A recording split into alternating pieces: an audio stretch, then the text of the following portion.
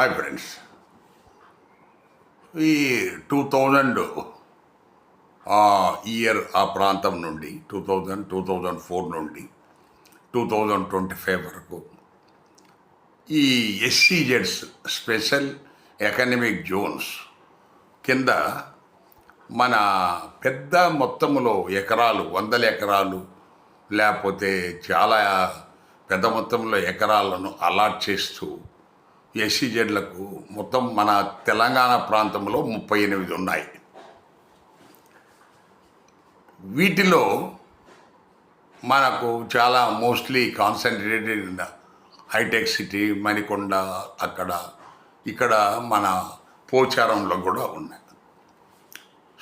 వీటికి అలాట్ చేసిన భూములు ఇన్ని సంవత్సరాలు గడిచిన తర్వాత ఇప్పుడు అది వందల కోట్లు, వేల కోట్ల రూపాయల విలువ గల భూములు అయ్యాయి. వాటిలో ఏ మేరకు ఆ సంస్థలు ఉపయోగించుకున్నాయి, ఏ మేరకు ఇంకా ఖాళీగా ఉన్నాయి అనేది కేవలం పేదవాళ్ళ దగ్గర ఉన్న మనకు ఈ ఇళ్ల స్థలాలు, వాళ్ళ ఇల్లు కూలగొట్టి లాక్కోవటమేనా ప్రభుత్వం చేయాల్సిన పని?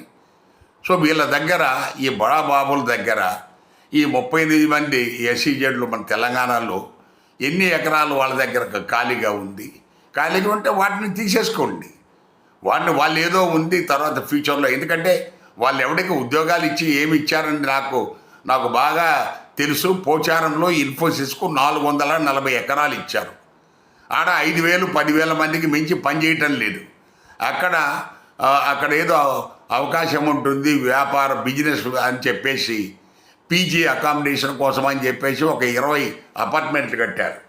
అందులో చాలా వరకు ఖాళీగా పడి ఉన్నాయి.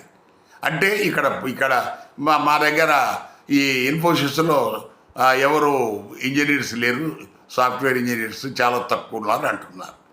మరి దీనికి ఇలాంటి చోట మీరు తీసుకుంటే బోల్డ్ అంతా మనకు ప్రజా ఎక్స్చెక్కర్కు బోల్డ్ అంతా డబ్బు వస్తుంది. దయచేసి వాటి మీద ఒక కమిషన్ వేసి వాటి వివరాలు సేకరించి వాటిని అలాంటి ఖాళీగా ఉన్న భూములను ప్రభుత్వం తీసేసుకోవాలని చెప్పేసి మా డిమాండ్. Thank you.